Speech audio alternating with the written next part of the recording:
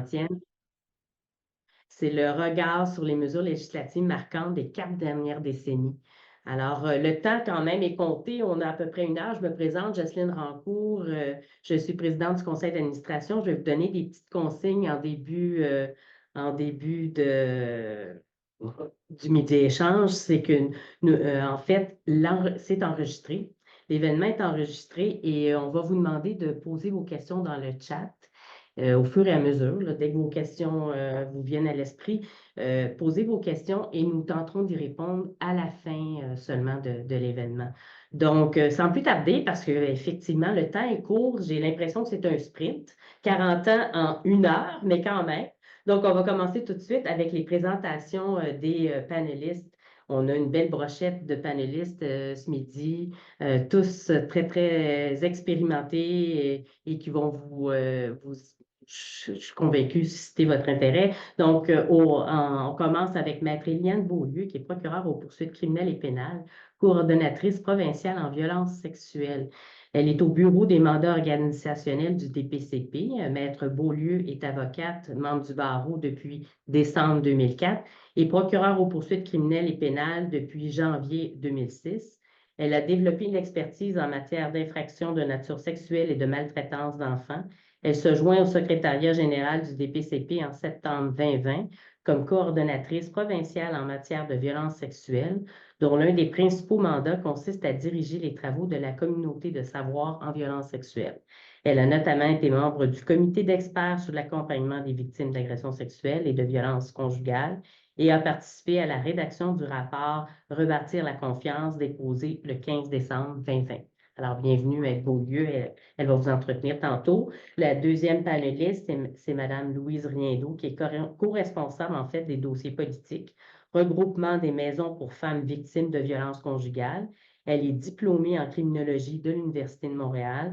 Louise Riendeau est co-responsable, comme je vous mentionnais, des dossiers politiques au regroupement des maisons pour femmes victimes de violences conjugales. Elle participe aux travaux de la table nationale de consultation sur la mise sur pied des projets pilotes du tribunal spécialisé en matière de violences sexuelles et de violences conjugales et à ceux de la table nationale sur l'intervention policière en violences conjugales. Elle est actuellement présidente du Carrefour Sécurité en violence conjugale et siège également au comité d'examen des décès liés à la violence conjugale. Elle a aussi participé à plusieurs recherches sur l'accès à la justice pour les femmes victimes de violences conjugales ou plus largement victimes de violences sexo-spécifiques. Alors, bienvenue, Mme Riendeau. Notre troisième panéliste, c'est Karine McDonald, coordonnatrice au soutien organisationnel et au développement, réseau des CAVAC. Karine McDonald est criminologue et cumule plus de 20 ans d'expérience en intervention auprès des victimes d'actes criminels. Elle s'est spécialisée auprès de la clientèle victime d'agressions sexuelles et des proches de personnes décédées à la suite d'un acte criminel. Elle a occupé le poste de coordonnatrice clinique au CAVAC de Montréal au cours des 3 dernières années. Depuis mai 2023, elle occupe le poste aux communications et aux relations publiques du réseau des centres d'aide aux victimes d'actes criminels, le CAVAC. Et notre dernière panéliste, et non la moindre, c'est Arlène Gaudreau, notre ambassadrice du 40e anniversaire de l'Association québécoise plaidoyer victime. Madame Gaudreau est détentrice d'une maîtrise en criminologie de l'École de criminologie de l'Université de Montréal, où elle a également été chargée de cours en victimologie de 1993 à 2011. Elle a contribué au développement de plusieurs programmes visant à améliorer le sort des personnes victimes d'actes criminels et a été invitée comme conférencière dans plusieurs colloques et activités scientifiques au Québec, au Canada et en France. Elle a notamment été membre du comité d'experts sur l'accompagnement des victimes d'agressions sexuelles et de violences conjugales et a participé à la rédaction du rapport Rebâtir la confiance déposé le 15 décembre 2020. Merci et bienvenue, Arlène. Donc, sans plus tarder, on va commencer tout de suite avec notre première panéliste, Maître Éliane Beaulieu. Alors, Maître Beaulieu, je vous cède la parole.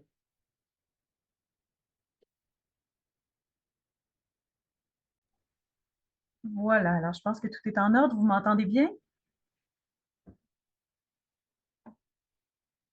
Oui, Oui, très bien. Est-ce que vous voyez mon partage d'écran également? oui, on voit ça. Très bien, alors tout est en ordre. Bien, bonjour à tous ceux qui se sont joints à nous ce midi. Alors, Écoutez, on me demande aujourd'hui d'aborder les mesures législatives marquantes des 4 dernières décennies en matière de violence sexuelle. Évidemment, vous comprenez que je pourrais vous en parler pendant des jours. Le droit est en constante évolution, tout comme, heureusement, les droits des personnes victimes. Mais ce que je veux faire aujourd'hui, dans le temps imparti, c'est vous donner de l'optimisme. Alors, ma conférence se veut aujourd'hui optimiste. Évidemment, je conçois qu'il reste encore beaucoup de travail à faire, mais je veux vous démontrer par des exemples en rafale que le droit a su s'adapter au rythme de l'évolution de la société par rapport à ce qu'est la violence sexuelle et ce qu'elle implique. Alors aujourd'hui, je vais utiliser pour ma présentation un PowerPoint qui est extrêmement épuré, vous allez voir, mais vous recevrez suite à l'activité un PowerPoint qui est au contraire extrêmement détaillé, qui a été préparé avec beaucoup de soin par ma précieuse collègue, Maître Audrey Arsenault. Et vous aurez éventuellement, évidemment, accès à ce PowerPoint-là pour fin de référence, en fait, si vous avez besoin d'avoir accès à l'évolution de telle ou telle avancée législative dans le code criminel en matière de violence sexuelle, vous avez tout, les dates, toutes les modifications, alors tout y est. Mais aujourd'hui, pour fin euh, mon Dieu, comment je dirais, pour que ce soit plus léger, je vous fais ça plus épuré aujourd'hui. Alors, on part, si vous êtes prêts. Alors, survol des changements législatifs au code criminel. D'abord, je veux vous parler du consentement. Alors, le consentement en matière sexuelle, évidemment, c'est une notion phare, ultra présente, évidemment. Et je vais commencer par vous parler de la notion d'inadmissibilité du consentement de la plaignante, c'est-à-dire d'âge auquel une personne ne peut pas consentir à des activités sexuelles. Évidemment, je fais une parenthèse, hein, on ne sera pas dans un cours de droit aujourd'hui. Je veux donc en rafale vous présenter de façon plutôt superficielle des avancées majeures qui sont intervenues dans le code criminel par rapport à la protection des personnes victimes. Alors, je vous parlais de l'âge du consentement de la personne plaignante ou victime, là, selon au code criminel. Alors, c'est en 1892 qu'apparaît dans le code criminel l'âge du consentement qui est établi à ce moment-là à 14 ans. Ce que ça veut dire, c'est que l'accusé ne peut pas venir prétendre comme moyen de défense qu'une personne qui est âgée de moins de 14 ans consentait aux activités sexuelles au moment des faits. Je vous passe les exceptions, mais globalement, on retient ça. De 1892 pardon, à 2008, évolution à ce moment-ci, l'âge du consentement à une activité à caractère sexuel passe de 14 à 16 ans. Alors, l'objectif du législateur à ce moment-là, c'est de protéger davantage de jeunes contre l'exploitation sexuelle par des prédateurs adultes. Suite à ça, toujours dans la notion du consentement, il y a eu en 92, alors en 1992, ça ne fait pas si longtemps, une introduction au code criminel de la définition du consentement à l'activité sexuelle. Alors, qu'est-ce que c'est que le consentement? On n'entrera pas dans les détails aujourd'hui, mais l'objectif du législateur, quand il a introduit la définition au code, c'était essentiellement d'éradiquer certains mythes et stéréotypes relativement au consentement des plaignantes. À ce moment-là, il y a aussi introduction au code du moyen de défense qui est fondé sur la croyance au consentement. C'est-à-dire un accusé qui dirait, ben moi, je pensais que cette personne-là consentait aux activités sexuelles avec moi, doit avoir pris les mesures raisonnables pour s'assurer du consentement de son ou sa partenaire. Donc, doit avoir une certaine proactivité pour s'assurer du consentement de l'autre personne. Donc, ça évacue toute la notion de consentement tacite ou présumé. Il faut que la personne s'assure que l'autre personne est d'accord pour avoir des activités sexuelles.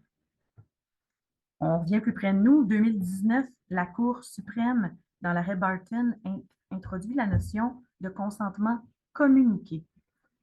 Alors, essentiellement, ça clarifie d'autant plus le fait qu'il n'existe pas de consentement tacite ou présumé en matière d'activité sexuelle. Ça va vous faire grincer, mais cette notion-là de consentement tacite ou présumé reposait sur la croyance qu'une femme qui ne proteste pas ou ne résiste pas est réputée consentir aux activités sexuelles. Alors évidemment, la Cour suprême est très claire dans Barton, parle de consentement communiqué. Je vous ai parlé de femmes dans l'exemple. Évidemment, c'est un crime qui est de façon prédominante commis sur des femmes, mais ça inclut toute personne victime de violences sexuelles. Autre évolution au code criminel, la non-exigibilité de la preuve de corroboration. Alors, avant 1980, il y a plusieurs infractions à caractère sexuel qui exigeaient une preuve de corroboration. Donc, évidemment, c'était très difficile pour la poursuite de faire une preuve d'un certain nombre d'infractions qui relèvent de la criminalité de l'intime, les infractions commises à l'abri des regards également. Alors, on est donc avant 1980, je vous en donne un exemple.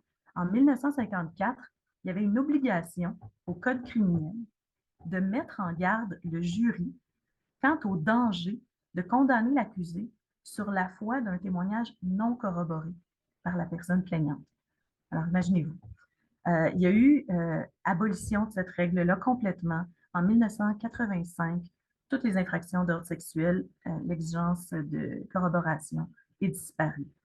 Et ça peut avoir l'air loin, mais c'est une notion qui fait encore couler de l'encre de nos jours.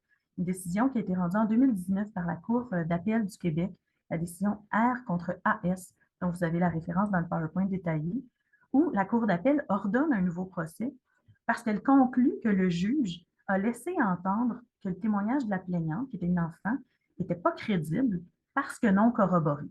Évidemment, ce n'est pas comme ça que le juge s'est exprimé en première instance. Le juge a dit dans son jugement que personne ne s'est aperçu de rien pendant les 6 années au cours desquelles les agressions ont été perpétrées. Donc, la Cour d'appel a conclu que c'est comme si on exigeait une forme de corroboration, notamment, il y a autre chose dans le jugement, mais bref, ordonner un nouveau procès. Autre chose, l'abolition des règles relatives à la plainte spontanée. Alors, la plainte spontanée, ça ne remonte pas à hier, les discussions au sujet de cette notion-là.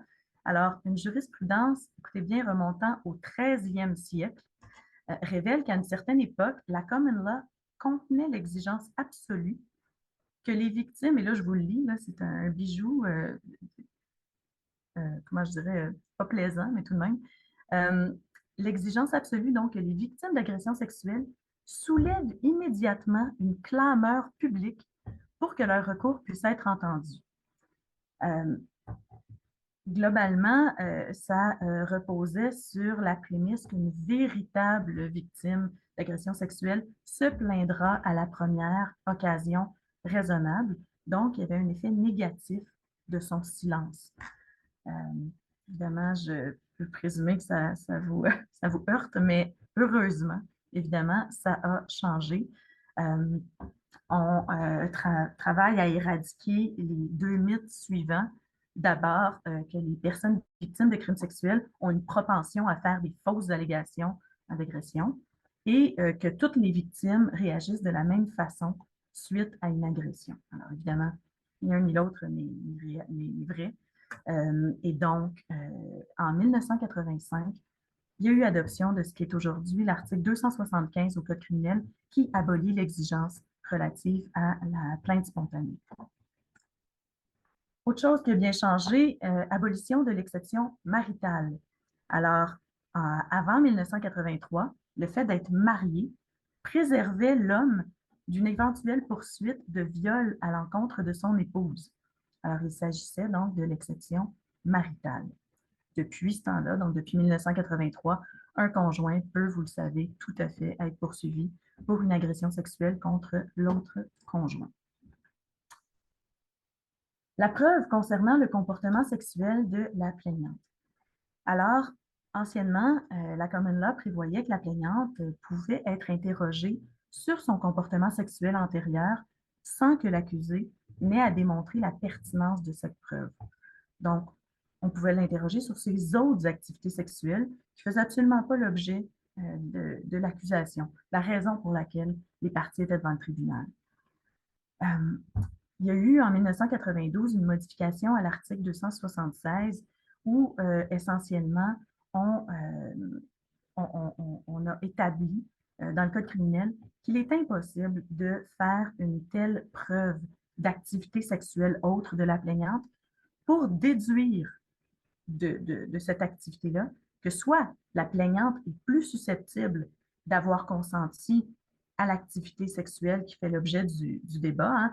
Exemple, elle a eu une relation sexuelle avec un autre homme dans la même soirée. Ben, elle voulait la relation avec moi. Ça ne fonctionne pas. Ou pour conclure qu'elle est moins digne de foi. Euh, alors, en attaquant son mode de vie par rapport à d'autres activités sexuelles, dire, ben, voyez-vous, cette plaignante-là est moins digne de foi. Alors ça, ce n'est pas possible. Donc, quand une partie veut introduire un comportement sexuel, il y a une procédure qui est établie dans le code criminel et le juge devra décider si il est possible ou non que cette preuve soit introduite dans le procès. En 2018, grande avancée, le législateur a établi que si une telle demande était présentée par une des parties, alors si on voulait parler du comportement sexuel d'une plaignante autre que ce qui fait l'objet de l'accusation, la plaignante avait le droit d'être représentée par avocat. Et ça, c'est une avancée majeure parce que dans une salle de cour criminelle, généralement, on voit le procureur de la couronne, on voit l'avocat de défense. Et maintenant, dans nos salles de cour, dans le cadre de telle requête, on voit aussi un avocat à la personne victime. Alors, ça donne une voix à la personne victime sur ce type de requête. Autre chose, le législateur a introduit au Code tout un régime de communication des dossiers personnels de la personne plaignante.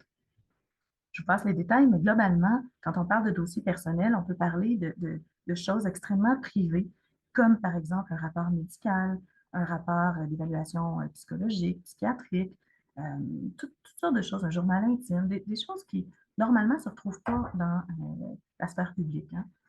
Alors, en 1997, il y a eu introduction au Code criminel de dispositions qui régissent la communication en preuve des dossiers personnels de la plaignante ou d'un témoin. C'est-à-dire que si on se retrouve dans le cadre d'une enquête policière en possession d'un dossier personnel, ben à ce moment-là, on ne le donne pas à l'accusé. Alors, il y a une procédure qui est prévue pour que l'accusé, s'il veut y avoir accès, fasse des demandes au juge et voilà, le juge décidera si le document doit être transmis ou non. Mais il y a un souci bien évident de protéger la vie privée des personnes victimes. Et dans le cadre de ces requêtes-là, si une requête comme ça est présentée, même chose, la personne victime a maintenant droit au service tout à fait gratuitement, peu importe ses moyens financiers, comme c'était le cas pour l'article 276, là, les comportements sexuels des personnes victimes, a droit à un avocat qui la représente et s'exprime à la cour. Autre chose, ben, les mesures d'aide au témoignage, hein, ce n'est pas de tout temps, ça existe au Code criminel, mais depuis notamment 2005, il y a eu introduction au Code de, je vous en donne juste des exemples, hein, on n'a pas le temps de les passer au complet, mais par exemple, l'interdiction pour un accusé de contre-interroger une personne qui est soit âgée de moins de 18 ans ou soit de contre-interroger une plaignante à l'égard de certains types d'infractions, notamment les agressions sexuelles. C'est-à-dire que si un accusé choisit de se représenter seul, donc de ne pas avoir d'avocat pour assurer sa défense, bien, quand viendra le temps de contre-interroger la plaignante, il faudra qu'il y ait nomination d'un avocat pour contre-interroger le témoin. Ce n'est pas l'accusé qui va faire ça lui-même. Évidemment, vous comprenez que l'objectif, c'est d'obtenir un récit complet, un récit franc de la part du témoin pour éviter également qu'elle soit intimidée hein, par l'agresseur dans ces questions, dans le ton de voix, dans peu importe. Alors, belle avancée ici. Autre chose, l'article 486.4 qui est introduit au Code aussi et qui interdit la publication ou la diffusion de toute information qui permet d'établir l'identité d'une victime ou d'un témoin en matière d'infraction d'ordre sexuel. Encore là, le législateur est dans la protection du droit à la vie privée des personnes victimes. Vous voyez que je vais en ordre du processus judiciaire. J'arrive à la peine, donc à la peine, belle avancée en 1995, où l'article 722 est introduit au Code criminel par rapport à la déclaration de la victime sur les conséquences du crime. Donc, ça donne une voix aux personnes victimes pour qu'elles expliquent au tribunal, au stade de la détermination de la peine, ben, quel effet le crime a eu sur elles à toutes sortes de niveaux. Et ça, c'était en 95. En 99, il y a un ajout au code à l'effet que la victime, au lieu de témoigner une mémoire sur ses conséquences, comme on demande aux témoins, tous les témoins, de témoigner à la cour sans support, hein, c'est-à-dire de mémoire, bien, en 99, il y a un ajout à l'effet que la victime peut demander à la cour de lire sa déclaration sur les conséquences du crime ou de la présenter de toute autre façon que le tribunal estimera appropriée. Il vous reste quelques secondes, Maître Beaulieu. Très bien. Alors, heureusement que je suis rendue à la peine, j'achète. Donc, je voulais vous dire que depuis 2015, l'article 722 est entièrement remplacé par une nouvelle version qui contient beaucoup d'avancées aussi, notamment où le tribunal doit être proactif auprès des procureurs, s'assurer que les personnes victimes ont eu l'opportunité notamment de rédiger leur déclaration sur les conséquences du crime. Je tiens à vous dire que je vous ai mis dans le PowerPoint des informations par rapport aux ordonnances rattachées à la peine également qui ont évolué à travers le temps. Je vous ai mis des informations concernant le 810.1 qui est un engagement qui peut être contracté quand on a une crainte qu'une infraction d'ordre sexuel soit commise à l'égard d'une personne de moins de 16 ans. C'est apparu au code en 93. Alors, pour conclure, en fait, oui, voilà, oups, pardon. Alors, la conclusion, euh, essentiellement, les mythes, préjugés, stéréotypes ont toujours existé envers les personnes victimes de violences sexuelles, mais l'évolution de la société, une meilleure compréhension du phénomène de la violence sexuelle, je pense, a permis des avancées législatives qui sont significatives. Et pour l'avenir, je vais vous laisser sur un autre message d'espoir, puisque je suis dans ce thème-là aujourd'hui. Sachez que chaque année se tient la conférence sur l'harmonisation des lois au Canada, à l'occasion de laquelle sont faites de nombreuses propositions de modifications législatives et il y en a plusieurs de ce nombre qui sont au bénéfice des personnes victimes. Alors, je vous remercie infiniment de votre attention. Merci d'avoir été, vous avez été très concise, très dans le temps, et on va apprécier de pouvoir consulter votre PowerPoint plus détaillé, là, parce que c'est tellement intéressant, là. Merci infiniment. Donc, on passe tout de suite à la prochaine panéliste, Madame Riendeau. Alors, Madame Riendeau, c'est à vous. Je vous cède la parole.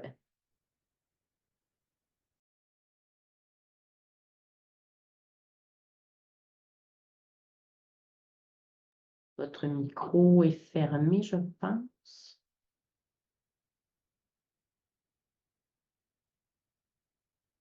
Bon, excusez-moi.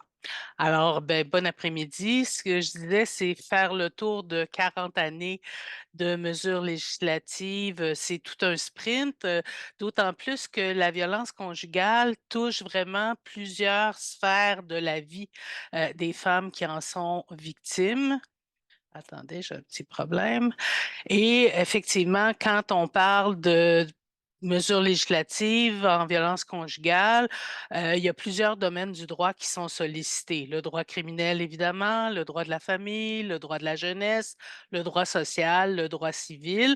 Alors, j'ai tenté aujourd'hui, non pas de vous faire une analyse parce qu'on n'a pas le temps de tout ça, mais plus de montrer effectivement l'ensemble des mesures qui ont pu contribuer à aider les victimes de violences conjugales à sortir de leur situation. Donc, on va parler de comment on sanctionne la violence conjugale, de ce qui est appelé à intervenir pour mettre fin à une relation, assurer la sécurité des victimes, offrir des conditions facilitantes et si on a le temps, on ira plus là, vers les perspectives.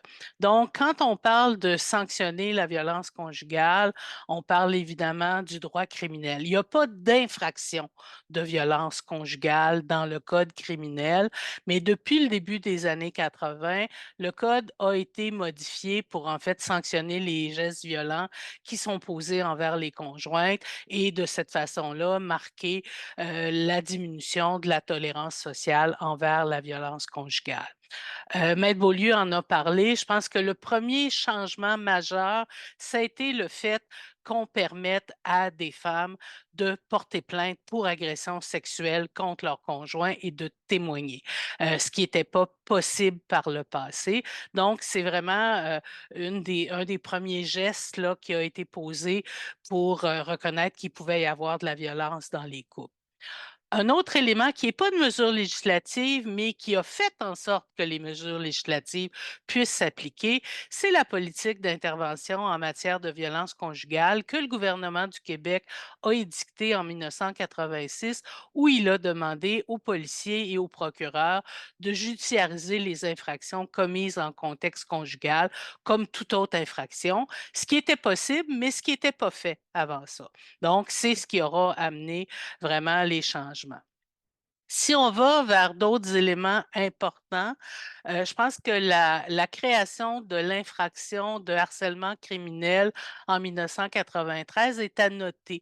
Beaucoup d'infractions sont des gestes physiques avec des traces, alors que quand on arrive au harcèlement criminel qui est subi beaucoup par des femmes, on va plus reconnaître des préjudices psychologiques qui peuvent être causés par ces gestes-là. Donc, on avance vers un peu un élargissement de ce dont on parle. Après ça a repris peut-être il y a eu différentes mesures, mais si on pense aux mesures marquantes, le projet de loi C-75 a été marquant dans la mesure où il est venu élargir beaucoup la notion de conjoint. Quand on parle depuis C-75 de violence entre partenaires intimes, on parle, de la violence dans les relations amoureuses, de la violence dans les couples en tant que telle, de la violence après la séparation. Donc, ça élargit beaucoup la palette de ce dont on parle. Et C-75 est aussi venu dire au tribunal qu'on doit tenir compte des condamnations antérieures en matière de violence conjugale, que ce soit au moment de la remise en liberté. On a même prévu un renversement du fardeau de preuve. L'accusé doit démontrer pourquoi il devrait être mis en liberté alors que d'habitude, c'est la couronne qui doit faire la preuve du contraire. On doit tenir compte des condamnations au moment de l'imposition des conditions justement de remise en liberté et on prévoit la possibilité d'une peine plus sévère. En fait, quand on C-75 est venu dire quand on parle de violence entre partenaires intimes, c'est une circonstance aggravante qui doit être prise en compte pour la détermination de la peine et ça demande aussi au tribunal de tenir compte de la vulnérabilité des victimes et de porter une attention particulière aux femmes autochtones qui sont nombreuses à être victimes de violences conjugales et de violences faites aux femmes en général. Et je dirais peut-être que la modification législative la plus récente, qui est peut-être plus sur le plan de l'administration de la justice, mais qui devrait, amener à une meilleure application de tous ces articles-là, c'est vraiment la loi québécoise qui a créé le tribunal spécialisé en matière de violences sexuelles et de violences conjugales en 2021. On sait que c'est en train de se mettre en place. Les causes vont être entendues par une division spécialisée de la Cour du Québec. Ça amène la formation de tous les acteurs associés au tribunal spécialisé sur la question de la violence conjugale, de la violence sexuelle.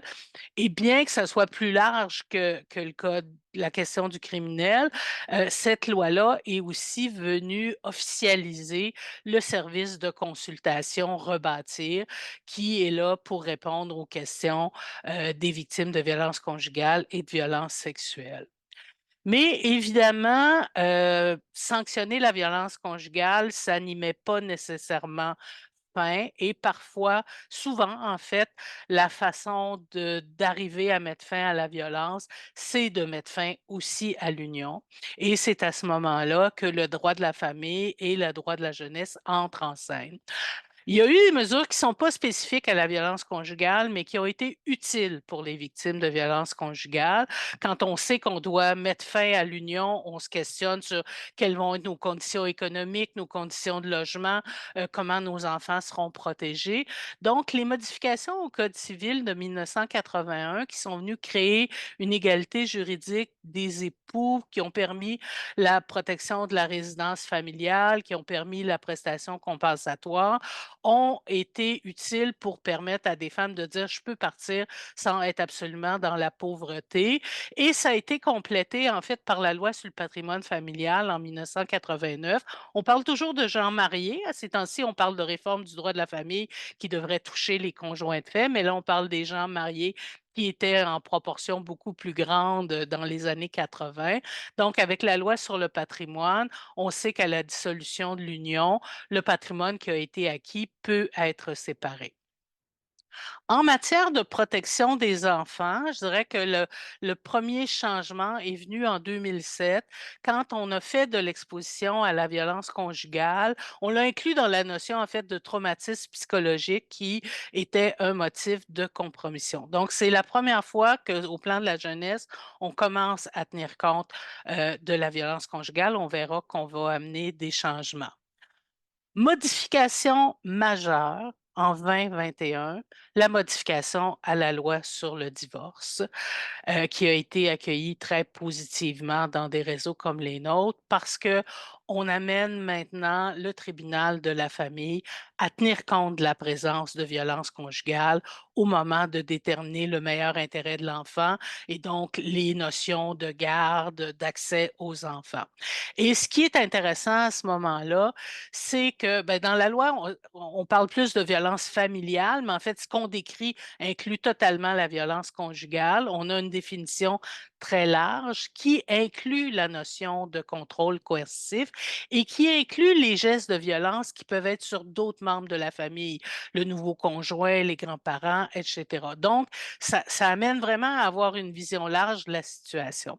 Et ça va entraîner au Québec l'année suivante la réforme du droit de la famille, ou en tout cas, ça va certainement inspirer où on va maintenant dire que aussi dans le code civil, pour déterminer le meilleur intérêt de l'enfant, on doit tenir compte de la présence de violences conjugales. On va aussi ajouter qu'un parent pourrait requérir seul des soins pour un enfant qui serait victime de violences familiales, conjugales ou sexuelles. On va empêcher le contre-interrogatoire ou en tout cas donner la possibilité d'empêcher le contre-interrogatoire d'une victime ou d'un enfant par l'auteur de violence. Et enfin, la violence conjugale et la violence familiale vont faire partie des motifs graves à prendre en compte au moment de statuer sur une demande de déchéance de l'autorité parentale ou d'un de ses attributs. Et la même année, on va introduire vraiment l'exposition à la violence conjugale comme motif de compromission en tant que tel dans la loi sur la protection de la jeunesse. Mais quitter un conjoint violent, c'est pas non plus toujours un gage de sécurité en soi. On sait que la violence peut continuer.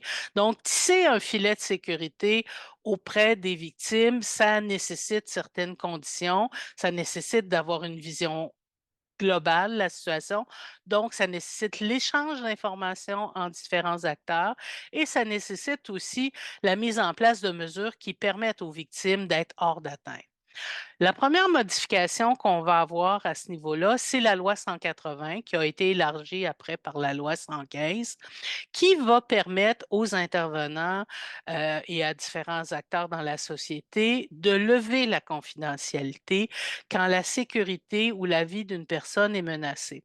Et quand on parle de sécurité menacée, ça inclut évidemment les risques de blessures graves, mais y compris les blessures psychologiques. Donc, ça permet maintenant à des gens d'avoir un meilleur portrait et de faire une meilleure évaluation des risques là, à travers ce qu'on appelle les cellules d'intervention rapide. Il y aura aussi une mesure au début des années 2000 qui va mieux assurer la sécurité des victimes. En fait, on va demander aux établissements de détention, à la Commission québécoise des libérations conditionnelles, quand on va être face à des crimes de violence liés à la violence conjugale, à la violence sexuelle, de transmettre l'information aux victimes sur les permissions de sortir, les dates d'admissibilité à la libération. La victime peut ainsi exprimer ses craintes si elle en a et être informée de ce qui va se passer et pas se retrouver nez à nez avec l'auteur de violence sans être prévenu. Quelques années plus tard, on va aussi modifier le Code civil pour permettre aux victimes de violences conjugales de résilier leur bail si elles ont des motifs de sécurité, si elles ne veulent pas que le conjoint sache où elle est, ou etc. Ça va aussi s'appliquer en agression sexuelle.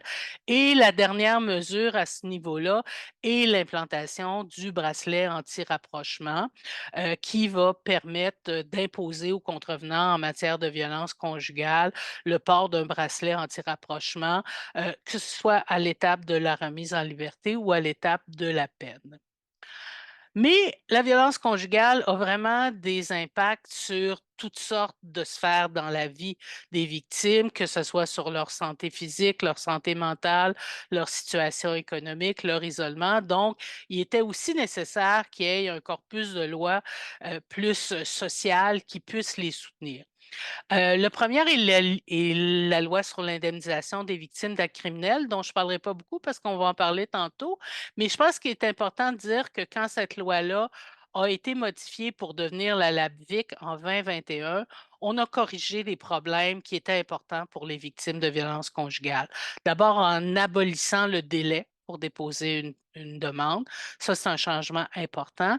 Et aussi, on a enfin inclus des actes criminels qui ne donnaient pas ouverture aux indemnisations par le passé, actes criminels que vivaient beaucoup les femmes victimes de violences conjugales, les menaces, le harcèlement criminel.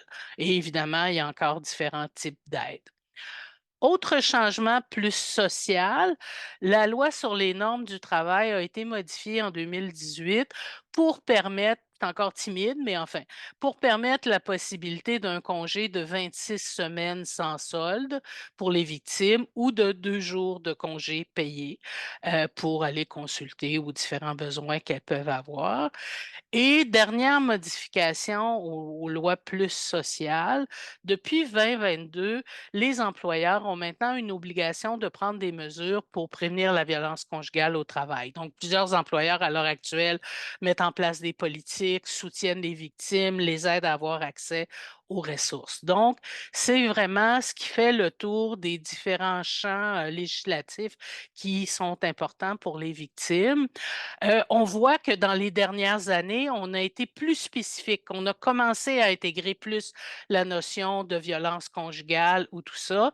Mais je pense qu'il faut encore aller plus loin. Comme je le disais, on n'a pas d'infraction de violence conjugale, mais nous, on pense qu'il est très important d'intégrer la notion de contrôle coercitif au code criminel, ce qui permettrait d'avoir une vision beaucoup plus large de toutes les dimensions de la violence conjugale. Il y a un projet de loi qui est à l'étude à l'heure actuelle, C-332, mais il faudrait aussi l'intégrer dans les lois québécoises. Un des défauts des dernières réformes en droit de la famille et en protection de la jeunesse, c'est qu'on n'a pas défini ce qui est la violence conjugale. Donc, certains peuvent avoir une vision très, très restreinte, penser plus violence physique, et ça peut être problématique. C'est aussi pour ça que nous, on se dit, il faut absolument former tous les intervenants concernés pour que les gens aient vraiment une bonne vision de ce qu'est la violence et puissent utiliser tous les leviers qu'on peut avoir et tenir compte des spécificités de la violence conjugale. C'est une violence qui persiste dans le temps, malgré les séparations, qui a des conséquences à long terme, qui a des impacts sur les enfants, sur d'autres membres de la famille. Donc, il faut tenir compte de tout ça si on veut vraiment aider les victimes. Et on espère que tout ça permettra de mettre fin aux incohérences qu'on voit encore actuellement entre des décisions du tribunal de la famille qui vont donner des droits d'accès malgré des interdictions de contact en droit criminel, et etc. etc. Donc, il y a des avancements, mais il nous reste encore un peu de travail à faire à ce niveau-là. Un gros merci, Madame Riendo. Alors, on passe tout de suite le relais à notre prochaine panéliste, Madame McDonald. Alors, c'est à vous. Bonjour, donc vous voyez mon écran, c'est bon? Parfait. Donc, ça me fait vraiment plaisir d'être là. Moi, on m'a demandé de vous parler de façon plus spécifique des législations qui touchent directement l'expérience judiciaire des personnes victimes. Donc, je vais vous parler de... Je vais juste ça me fonctionnait tout à l'heure. Je vais vous parler de la déclaration de la victime sur les conséquences du crime dont Eliane nous a déjà un peu parlé, les mesures d'aide au témoignage et le tribunal spécialisé. Donc, c'est plus un regard critique là, que je vais avoir sur ces modalités-là. Mais il y a aussi Arlène qui va parler tout à l'heure de l'adoption de la loi sur l'aide aux victimes en 88, mais je ne pouvais quand même pas passer sous silence que c'est grâce à cette loi-là que les CAVAC sont nés. Donc, on est financé par le Bureau d'aide aux victimes et donc le Fonds d'aide aux victimes qui a découlé de cette loi-là. Donc, ça fait 35 ans maintenant que les CAVAC existent. Ceci étant dit, je vais débuter ma présentation. Donc, pour ce qui est de l'instauration de la déclaration de la victime, c'est quelque chose que j'ai appris, moi, en faisant mes recherches pour la présentation, que la QPV, justement, a été impliquée dans l'instauration de cette loi-là. Donc, c'est la QPV qui a fait un projet de recherche qui a été mandaté par les ministères du Canada et du Québec pour faire un projet de recherche entre 87 et 89. Ils ont envoyé 8000 formulaires et le rapport de recherche permettait de constater l'intérêt des personnes victimes, puis il évaluait positivement leur expérience suite à cette démarche-là. Donc, suite au succès du projet de recherche, le ministère de la Justice du Québec a pérennisé le projet à Montréal et l'a étendu à tous les districts au Québec en 1995. La même année, on l'a dit tout à l'heure, le projet de loi C-41 oblige le tribunal à tenir compte de la déclaration de la victime dans la détermination de la peine et précise les modalités de recours en dédommagement en guise de peine. En 1999, le code criminel est modifié avec C-79 afin de faciliter la participation des personnes victimes dans le processus judiciaire. Un juge doit désormais s'assurer que la personne a obtenu l'information quant à la possibilité de préparer une déclaration. Et à ce moment-là, un changement important, c'est qu'elle peut faire une déclaration verbale également. Ce n'est pas seulement un document qui est déposé. Une information importante à savoir aussi, ce sont les CAVAC qui ont comme mandat d'envoyer la déclaration de la victime sur les conséquences du crime par la poste, qui est envoyée avec une panoplie d'informations aussi pertinentes à avoir. C'est autour de 2011 environ qu'on a eu ce mandat-là, mais de façon officielle. Mais depuis déjà le début des années 2000 environ, là, les CAVAC avaient commencé aussi à envoyer le formulaire là, aux personnes victimes. On a nommé un petit peu tout à l'heure aussi, là, mais il y a plusieurs avantages et on voit quand même beaucoup d'impacts positifs des avancées au niveau de la déclaration de la victime, puisqu'on donne enfin une place dans le système. Puisqu'on le sait, là, la personne victime n'est qu'un témoin dans le système. Donc, pour les personnes, c'est difficile de comprendre qu'elles ont été victimes de quelque chose, mais elles doivent témoigner de leur propre agression. Donc, c'est des choses qu'on doit démystifier dans le cadre de notre travail. Elles n'ont pas de rôle actif dans le système. Donc, pendant le témoignage, elles doivent répondre à des questions très ciblées. Donc, elles ne peuvent pas déroger de ça, on leur interdit. Fait que la déclaration de la victime vient donc offrir un espace aux personnes victimes pour parler de ce qu'elles ont vécu et souvent ce qu'elles vivent encore. Et on le voit, ça peut avoir un effet très réparateur également. Ce moment-là, ça amène des grands moments d'émotion là, une fois que la lettre elle est lue. Non seulement parce qu'elle est entendue par la cour, donc elles ont l'impression d'enfin être entendues sur ce qu'elles souhaitent être entendues, mais aussi par l'accusé. C'est pas rare aussi que des juges vont mentionner certains passages de la déclaration de la victime dans leur verdict sur la sentence. Et ça va venir valider la personne victime sur ce qu'elle a vécu. Mais par exemple, un élément un petit peu plus négatif, c'est que parfois les avocats de la défense ou même des juges vont demander des modifications à la lettre qui est déposée en preuve. À mon sens, ça vient brimer le droit à la personne victime de se faire entendre. Pendant cet exercice-là de caviardage, disons ça comme ça, la personne peut se sentir bâillonnée, limitée dans ce qu'elle peut dire. Tout ça pour respecter les droits de l'accusé. Je crois qu'on perd à ce moment-là l'effet réparateur de la lettre. Puis ça met vraiment de l'avant l'inéquité des droits entre l'accusé et la personne victime. Je pense qu'à cette occasion-là, il y a un grand sentiment d'injustice chez les personnes victimes. Malgré que les CAVAC sont là pour aider les gens à remplir le formulaire, l'AFPAD a fait un guide également. Malgré ces conseils-là, ces personnes-là ont aussi parfois à retravailler leur déclaration de la victime. Je ne crois pas que l'effet, personnellement, je ne crois pas que l'effet négatif que pourrait avoir réellement ces propos jugés inadmissibles par la Cour soit si grave là, en contrepartie du bienfait que pourrait avoir la personne victime là, de les nommer. Puis très brièvement, là, ce qui concerne le dédommagement, parce que la loi là, le nommait également, là, c'est dans les changements, mais concrètement sur le terrain, on ne voit pas beaucoup de situations où est-ce que des juges vont ordonner un dédommagement financier pour la personne victime. Quand ça le fait, ben, quand ils le font, ben, il n'y a pas de levier concret pour la personne victime dans un cas de non-paiement et il faut que la personne contrevenante soit aussi solvable. Donc, on s'entend que c'est une mesure qui est plus ou moins accessible ou du moins pertinente, là, en tout cas du moins pas si bien utilisée en ce moment. Mais la déclaration de la victime demeure quand même un changement majeur et important. Pour ce qui est des mesures d'aide au témoignage, ces mesures sont cruciales pour garantir la crédibilité du système de justice et assurer la protection des témoins. Elles contribuent à un environnement sûr, favorable à la recherche de la vérité. Les mesures les plus utilisées, on en a entendu parler tout à l'heure par Eliane, mais celle que nous, on voit le plus là, dans le cadre de notre travail, c'est la salle de télétémoignage. Le paravent, les personnes de confiance qui peuvent être présentes pendant le témoignage, la représentation de l'accusé lorsque cette personne-là se représente seule, là, ça, Liliane m'a parlé amplement tout à l'heure, et le huis clos. Donc, interdire au public d'assister à une audience. Les critères sur lesquels le juge va se baser pour déterminer s'il va autoriser une mesure ou non, c'est l'âge du témoin, la nature de l'infraction, le type de mesure demandée et d'autres facteurs comme l'intérêt de la société à dénoncer ou le droit de l'accusé à un procès équitable. Donc, c'est sur ces critères-là qu'il va se baser.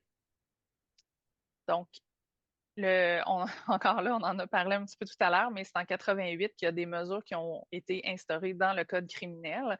Il y a plusieurs autres mesures, là, on en a encore parlé, là, mais qui ont changé au fil du temps.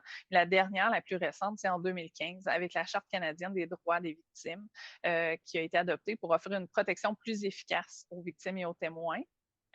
Cette loi-là donne aux personnes victimes le droit à ce que leur sécurité soit prise en compte et à ce que des mesures raisonnables et nécessaires soient prises pour les protéger contre l'intimidation et les représailles.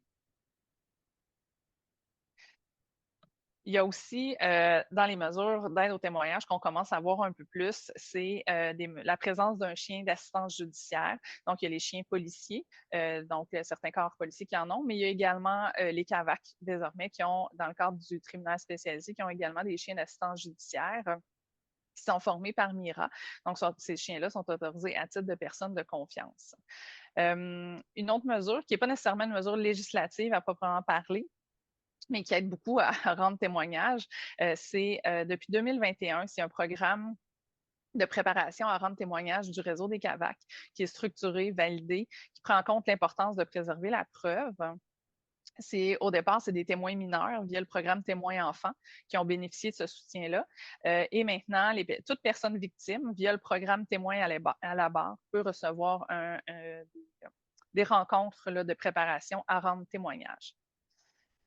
Concrètement, ce que je constate sur le terrain, c'est qu'il est quand même aisé là, pour une personne mineure ou une personne en situation de handicap d'avoir accès à des mesures d'aide au témoignage. Par contre, pour une personne adulte, comme par exemple en violence sexuelle ou violence conjugale, quand on pourrait croire évident que ces mesures-là vont être appliquées, on constate que les droits des accusés prévaut et on refuse parfois là, les aides au témoignage. Donc, de refuser l'aide au témoignage a beaucoup d'impact, peut entraîner une perte significative de confiance dans le système de justice de la part des témoins et du grand public. Donc, on voit ici là, quelques conséquences, donc sentiment d'abandon et d'insécurité.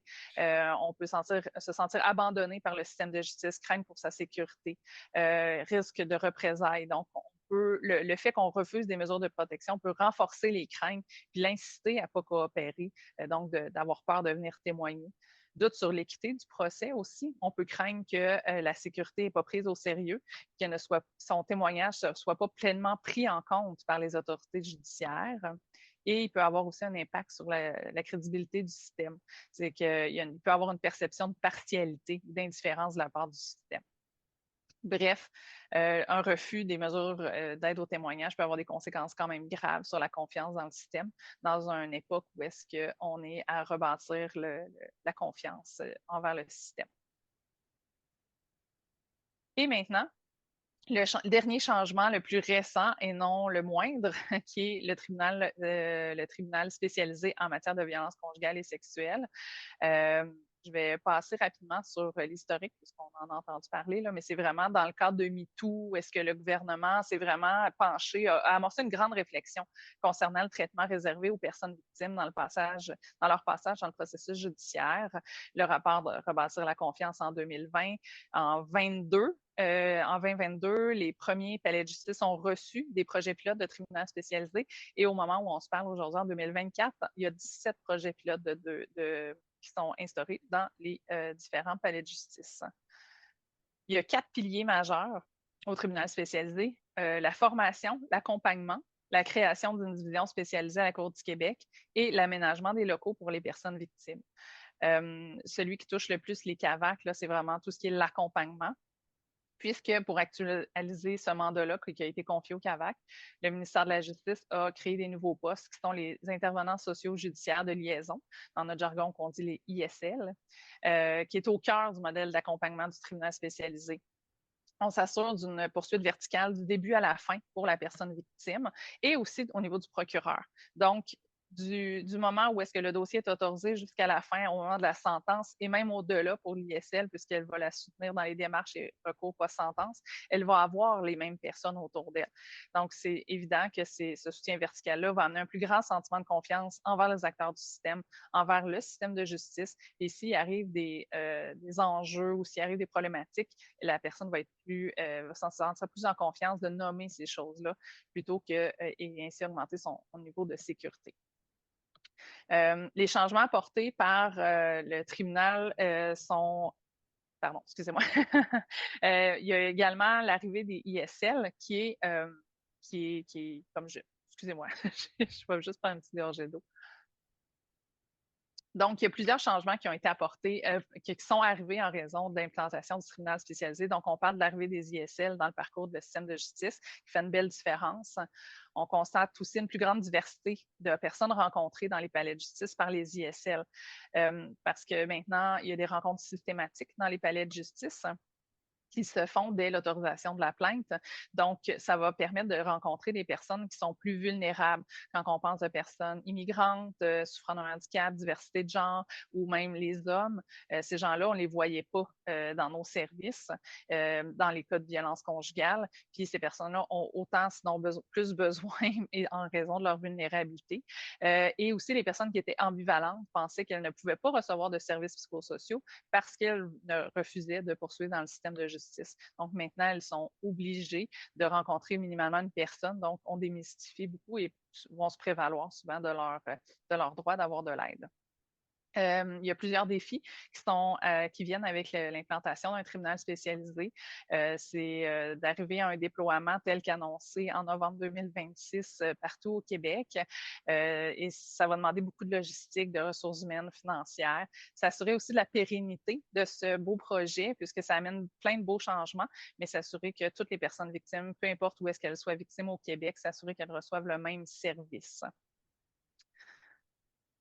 Donc, en terminant, de façon générale, moi, je suis très positive quant à l'avenir et à l'ouverture du ministère de la Justice à faire évoluer le droit au bénéfice des personnes victimes. Il est important que tous les acteurs judiciaires embarquent dans ces changements législatifs et que l'on arrive à comprendre que de bonifier les droits des personnes victimes et avoir les bonnes attitudes n'enlève rien aux droits fondamentaux des accusés. Ces changements contribuent simplement à rendre notre système de justice beaucoup plus humain et plus équitable pour les personnes victimes.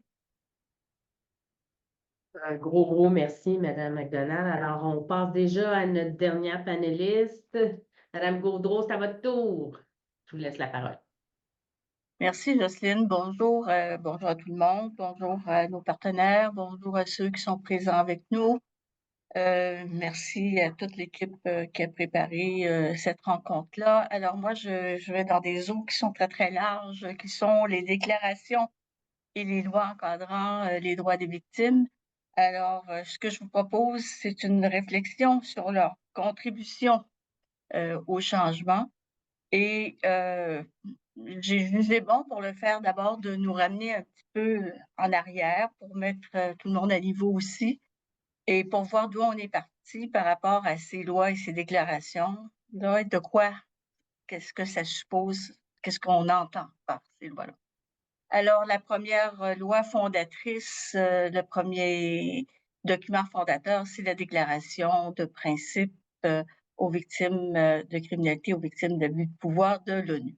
Alors, on voit là-dedans, on voit dans cette déclaration-là que ce sont des droits qu'on va retrouver ultérieurement dans toutes les chartes qui ont été adoptées, les normes minimales, par exemple, en Europe, celles qu'on a adoptées au Canada, au Québec, aux États-Unis. C'est vraiment un texte fondateur. Et ce qu'on voulait faire à cette époque-là, c'est qu'on voulait, pourquoi l'ONU a mis en place cette charte-là, rédigé cette charte-là, c'est qu'on voulait informer un large éventail de personnes et de groupes aux besoins et aux droits des victimes d'actes criminels. On voulait changer le système de justice, on voulait l'améliorer afin qu'il y ait un traitement plus équitable. On voulait que ça serve de modèle aux États membres. À l'époque, il y avait 150 États membres. Maintenant, il y en a beaucoup plus qui ont beaucoup plus de pays qui ont adhéré à cette charte-là. Et ce qu'on voulait, c'était mobiliser, favoriser l'engagement des personnes et des organismes. On voulait que cette charte-là soit vivante et s'actualise sur le terrain. Alors, elle a influencé les lois déclaratoires au Québec, au Canada, parce que je dois vous dire, vous êtes beaucoup plus jeunes que moi, beaucoup d'entre vous, et je dois vous dire que le Canada a été parmi les chefs de file dans l'élaboration de la déclaration de l'ONU, et notre fondatrice, la fondatrice de Plaidoyer victime, Michèle Barré, faisait partie des membres qui ont été consultés. Alors, on a adopté au Canada une première, ce qu'on a appelé l'énoncé canadien des principes fondamentaux de justice pour les victimes en 88. Je vous épargne le texte, là, c'est une lecture qui est un peu ardue, vous ferez ça dans vos vacances pour vous reposer, mais en gros, ce que ça nous donne, c'est les droits à l'information, les droits à être traités avec compassion, avec respect, l'importance de la protection, etc. Et cet énoncé canadien n'a pas fait un très, je dirais, n'a pas beaucoup attiré l'attention. Il y a une révision en 2003. En fait, ces premières déclarations-là ont été beaucoup critiquées, y compris les lois provinciales et territoriales qui ont été adoptées partout au Canada. Chaque province a adopté sa propre loi. C'était pas nécessairement des déclarations qui étaient harmonisées, mais qui avaient sensiblement reprenaient les mêmes principes. Il y avait des différences. Cependant, certaines déclarations étaient axées sur les mesures pénales, d'autres incluaient l'indemnisation et l'aide. Donc, il y avait des modalités selon les provinces et territoires. Le Québec a adopté sa loi sur l'aide aux victimes et je vais revenir un peu plus loin sur cette loi-là en 88. Par la suite, on a eu la Charte canadienne en 2015 et on a eu la loi, la LIVAC, la loi visant à aider les personnes victimes d'infractions criminelles et à favoriser leur rétablissement. Je vais reprendre la loi sur l'aide aux victimes. Alors, c'est une loi qui est très large, qui encadre les mesures, les procédures pénales, l'accès à l'aide et à l'indemnisation. Karine l'a dit tout à l'heure, elle a permis de créer le bureau d'aide aux victimes, de soutenir le développement du réseau des CAVAC et d'autres organismes, dont Plaidoyer victimes, qui a été financé après 10 ans après son existence grâce au FAVAC, et c'est l'assure-amende compensatoire qui alimente le fonds d'aide aux victimes d'actes criminels. Cette loi-là, comme celle des autres provinces, ont fait l'objet de nombreuses critiques. On a dit, moi-même je l'ai écrit dans des textes, que ces lois-là n'avaient pas de mordant, qui étaient un peu vides de sens, il n'y avait pas de force exécutoire. Et dans toute leur histoire, si on regarde les 30, si on regarde derrière nous, elles ont été évoquées devant les tribunaux à peu près à 3 ou 4 reprises, et à chaque fois, les juges ont dit qu'on ne pouvait rien faire avec ces lois-là parce qu'il n'y avait pas de force exécutoire. Alors, je pense que ça ne veut pas dire que ces lois-là n'ont pas été bénéfiques, mais elles n'ont pas été très, très mises à l'avant. Alors, il a fallu la Charte canadienne des droits des victimes qui a été adoptée en 2015. Et cette loi-là a vraiment, je dirais, donné un certain coup de barre par rapport à la reconnaissance des droits des victimes. D'abord, il faut rappeler que c'est une loi de compétence fédérale. Elle visait à harmoniser les lois encadrant les droits des victimes dans l'ensemble du Canada. Elle a élargi considérablement la notion de victime. Elle a été beaucoup plus inclusive. Elle inclut les proches, les personnes à charge. Elle a mentionné tous les impacts aussi des crimes. Elle a enchâssé, quand on parle de la Charte canadienne, elle a enchâssé les droits à l'information, à la protection, à la participation et au dédommagement. Elle a été l'occasion de faire plusieurs modifications au Code criminel et à la loi sur le système correctionnel et à la mise en liberté sous condition qui régit les sentences de 2 ans, les sentences d'emprisonnement de 2 ans et plus. Et ce qui était très important à l'époque, c'est qu'elle a introduit des recours, c'est-à-dire la possibilité de porter plainte, ce qui était une critique qu'on faisait très souvent à l'endroit des déclarations existantes. Alors, je voudrais dire quelques mots sur les recours parce que ça a été quand même, ça a été vraiment c'est une avancée, mais en même temps, il faut rappeler que les victimes ne sont pas parties dans les procédures pénales et, et que ces recours-là, c'est des recours qui permettent aux victimes de porter plainte, mais qui ne leur permettent pas de prendre action. C'est-à-dire que si elles considèrent que leurs lois sont lésées ou bafouées, elles ne peuvent pas intenter une poursuite civile, elles ne peuvent pas non plus contester une décision, elles ne peuvent pas demander un dédommagement. Alors, la charte prévoyait que chaque agence ou organisme fédéral devait avoir des mécanismes de traitement des plaintes. Et mis à part la GRC, je dirais que toutes les instances fédérales se sont conformées à cette obligation-là. Alors, et elle a laissé aux provinces et aux territoires le soin je dirais, d'organiser leur propre mécanisme de plainte ou de recourir aux mécanismes de plainte existants. Il n'y avait pas vraiment de mécanisme de plainte existant concernant les droits des victimes. Et honnêtement, au Québec et dans les autres provinces, on n'a pas bougé beaucoup pour faire des changements à ce niveau-là. On a continué à fonctionner avec les mécanismes qu'on avait, qui n'étaient pas opérants ou qui étaient existants, ou dans certains cas, je pense par exemple au DPCP, on a fait des ajustements en fonction de la charte. On verra qu'avec l'adoption de la LABVIC, on est allé quand même un peu plus loin. La LABVIC a été adoptée en 2021. Elle fusionne la loi sur l'aide aux victimes et la loi sur l'indemnisation des victimes d'actes criminels. Il y a seulement 5 articles dans une loi qui en comprend 190 sur les droits des victimes. Je dirais que c'était une surprise.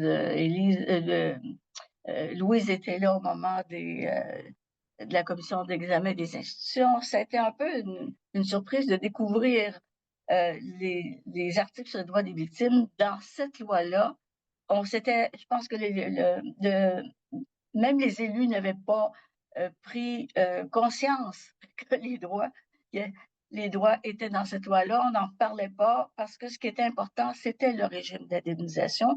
Il a fallu un petit peu lever le drapeau et dire, écoutez, la première partie est très importante parce qu'elle porte sur les droits puis elle remplace la loi sur l'aide aux victimes. Ça fait des années qu'on demande qu'elle soit revue. Et franchement, je dirais que la réaction, c'est on n'allait pas assez loin. Elle n'était pas complète. Il n'y avait aucun recours. Alors, on a demandé au ministre de la Justice de reporter, de l'enlever de la loi et d'en faire une loi distincte et qu'on puisse avoir le temps de travailler sur le contenu, qu'on puisse avoir le temps de toucher tous les éléments qui étaient importants parce que elle ratisse large la partie sur les droits. C'est la première partie. Hein, la LABVIC commence avec les droits et on ratisse large. On parle de l'accès aux services, on parle de l'accompagnement, on parle de l'information et c'est formulé souvent de façon très générale. Alors, pour l'application, ça rend difficile l'application. Alors, on avait demandé au ministre aussi, au moment de la commission des institutions de nommer un ombudsman, de mettre en place un ombudsman québécois pour les victimes d'actes criminels. Et c'était soutenu par tous les groupes et par tous les partis d'opposition. Le ministre n'a pas voulu aller dans ce sens-là. On a insisté beaucoup sur l'importance d'avoir des recours parce qu'il n'y avait pas de recours à ce moment-là. Et je pense qu'on a été entendu sur cet aspect-là. Le ministre a accepté d'introduire un recours qui est la déclaration de service, une déclaration qu'on doit maintenant remplir en tant qu'organisme qui donnons des victimes ou avons à intervenir auprès des victimes ou en tant que ministère et organisme public. Alors, ça, c'est une avancée, c'est un début. C'est difficile à ce moment-ci, comme c'est très récent, mais ce qu'on voit, il y a quand même eu en 2022-2023, on le voit dans le rapport annuel du ministère de la Justice, il y a eu quand même 276 plaintes. Une grande majorité des plaintes concernent l'indemnisation. Il y a un grand nombre d'organismes qui ont mis en place un mécanisme de traitement des plaintes. Il y a encore beaucoup d'organismes qui ne l'ont pas fait. Alors, c'est à suivre, mais il faut le concevoir ou l'accueillir comme étant un pas en avant. Il y a des contraintes importantes autour de ces déclarations-là. C'est que dans l'ensemble, elles sont pas connues. C'était vrai lorsque la loi sur l'aide aux victimes était en vigueur. Et depuis que la Charte canadienne a été adoptée, il y a un sondage qui vient d'être publié, qui date de 2022, donc assez récent, qui nous dit qu'il y a seulement 17, c'est auprès des citoyens canadiens, il y a seulement 17% des répondants qui étaient au courant, parce que 5 000, là, étaient au courant de l'existence de la Charte avant le sondage. Oh, je vois qu'il y a une coquille.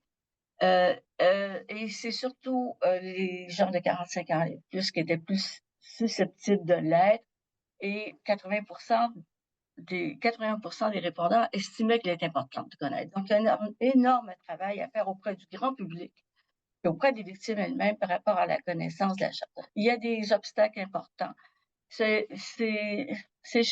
Charte canadienne, tout autant que les déclarations antérieures, sont des chartes qui mettent de l'avant des droits qui sont discrétionnaires. Regardez la formulation, on va en prendre juste une. Prendre des mesures raisonnables et nécessaires dans les meilleurs délais. Ça laisse beaucoup de place au pouvoir discrétionnaire et la Charte est explicite là-dessus. Elle rappelle que les tribunaux, que les instances qui prennent des décisions à l'endroit des victimes ont des pouvoirs discrétionnaires qui est important et ça joue à tous les niveaux dans nombre de situations qu'on n'aura pas le temps d'aborder ici. Alors, c'est des droits qui sont complexes aussi parce qu'ils sont définis de façon générale. C'est des droits qui sont balisés par d'autres lois. Ce sont des droits qui relèvent de diverses instances, commission des libérations conditionnelles, chambre de la jeunesse, le tribunal adulte, qui s'appliquent à différentes étapes des procédures. Alors, ça rend très, très, très difficile leur application. Je vais prendre les 5 dernières minutes pour essayer de répondre à une question qui était difficile. Il vous en reste un petit peu moins, Mme Gaudreault. OK. Est-ce que ces déclarations-là ont fait avancer les droits? C'est une réponse qui est difficile. C'est difficile de répondre sans le faire de façon nuancée. C'est sûr que ça a contribué à l'avancement des droits des victimes. Ça a permis de remettre les droits des victimes à l'ordre du jour. Et c'était un défi qui était très important. En fait, on a mis une barre très haute quand on a adopté cette charte-là. On disait que c'était une ère nouvelle pour les personnes victimes. On disait que ça allait être une loi quasi constitutionnelle. En même temps, le ministre de la Justice du Canada était conscient et il l'a dit, il l'a nommé, il a dit que ça prendrait du temps avant que ça s'entre dans les pratiques. Et il y a ça a soulevé quand même un intérêt assez important. Il y a eu beaucoup d'initiatives au Canada, au Québec et au Canada pour faire la promotion de la Charte. Plaidoyer victime en est un bon exemple parce que vous savez qu'on a publié beaucoup d'outils, de capsules, brochures, documents pour faire connaître la charte, pour que les victimes comprennent mieux leurs droits et la portée. Il y a eu aussi des forums importants qui ont été organisés au Canada par le Bureau de l'Ombudsman fédéral des victimes d'actes criminels, le ministère de la Sécurité publique, le ministère de la Justice du Canada. Donc, il y a des analyses intéressantes qui ont été faites. Depuis que la charte a été adoptée, il y a aussi une jurisprudence qui s'est développée. Il y a plusieurs jugements qui se sont appuyés sur la charte canadienne pour accorder des droits, reconnaître les droits aux victimes. Maintenant, je vais terminer avec ça. Le gros problème, c'est qu'on manque beaucoup de données parce qu'on n'a pas de portrait global des initiatives qui ont été menées pour faire connaître, non seulement pour faire connaître, mais pour actualiser aussi les droits qui sont inclus dans la charte. Et je vous invite à lire le rapport de l'Ombudsman fédéral des victimes, son rapport de 2023, qui est un rapport d'étape et qui souligne de nombreuses lacunes. Alors, actuellement, on ne connaît pas les retombées de ce qui a été mis en place et on ne sait pas si on doit l'attribuer à la charte ou on doit l'attribuer à d'autres. C'est une analyse complexe aussi, faire l'évaluation de la charte et être capable de répondre à une question comme celle-là, parce que les chercheurs eux-mêmes le disent, il y a des champs de compétences qui sont différents. Il y a une diversité, puis une fragmentation aussi des problématiques et des services offerts aux victimes, mais il y a des trajectoires qui sont très différentes. Ce qui a été à déplorer, malheureusement, la charte prévoit qu'au bout de 5 ans, on devait faire une évaluation. En quelques secondes, Mme ça s'est pas fait. J'ai presque fini. Et ça s'est pas fait, malheureusement. Cet exercice-là n'a pas été abouti. Il y a eu un mandat qui a été confié au comité permanent des droits de la personne et de la justice. Et en fait, il y a eu très peu de consultations. Il y a eu 6 mémoires, une dizaine d'organismes qui sont présentés. Et la charte, les enjeux visant la charte des droits des victimes ont à peu près pas été examinés. Alors, ça, c'est décevant. Alors maintenant, je dirais que je finirai en disant que les droits des victimes sont en constante évolution et en transformation. Et je pense que mes collègues qui ont parlé auparavant ont donné beaucoup d'exemples. Il y a beaucoup de travail à faire, on le dit, je vais leur dire aussi parce que les droits des victimes dépendent encore et de la bonne volonté des organismes. Les recours sont difficiles c'est difficile pour les victimes d'exercer leur recours. Mais il ne faut pas oublier que ces instruments-là, ces textes-là sont des instruments parmi d'autres pour nous encourager à agir. Et si les droits ont avancé, c'est aussi parce qu'ils ont été nourris par le combat des victimes, par l'engagement de nombreuses personnes qui ont pris le flambeau, par l'engagement politique aussi, ça c'est important, des décideurs qui étaient en place et par le travail que vous faites, je pense, tous les jours. Alors, le droit, j'ai beaucoup aimé ce que tu as apporté, Louise, tout le monde, en fait, parce que ça montre que le droit continue à croître et ça, c'est encourageant. Et on a des défis à relever, mais ce sont des beaux. Alors, c'est la réflexion, c'est là où j'en suis. Alors, oui, ça fait des avancées, mais c'est un champ de bataille encore. Et je pense que le projet qu'on devrait avoir, c'est de remettre les droits des victimes qui sont dans la section de la LAVIC et faire une loi qui est plus costaud pour encore aller plus loin. Voilà. Merci de Un gros merci, mesdames. Franchement, je pense je suis certaine qu'on aurait pris beaucoup plus de temps. Malheureusement, on a dépassé notre temps. On ne pourra pas répondre aux questions. Je vous rappelle que que vous avez un lien, je pense, dans le chat, là, et vous avez accès au PowerPoint des présentatrices. Encore une fois, merci infiniment et quelle belle conclusion, Arlène. Effectivement, il y a eu beaucoup d'avancées. On constate que les avancées se sont faites plus tôt dans les années 2000. Le travail n'est pas terminé, je pense qu'on peut être positif, M. Beaulieu, effectivement, on peut penser que ça va bien. Donc, on lâche pas, on continue, mais il y a de belles avancées. Merci infiniment à tous les participants aussi d'avoir été là et on espère pouvoir en faire peut-être une journée de ce thème-là. Moi, je serais vraiment intéressée à ce que plusieurs sujets là, dont vous avez parlé puissent être présentés dans le cadre d'une journée. Merci beaucoup. À la prochaine. Suivez-nous.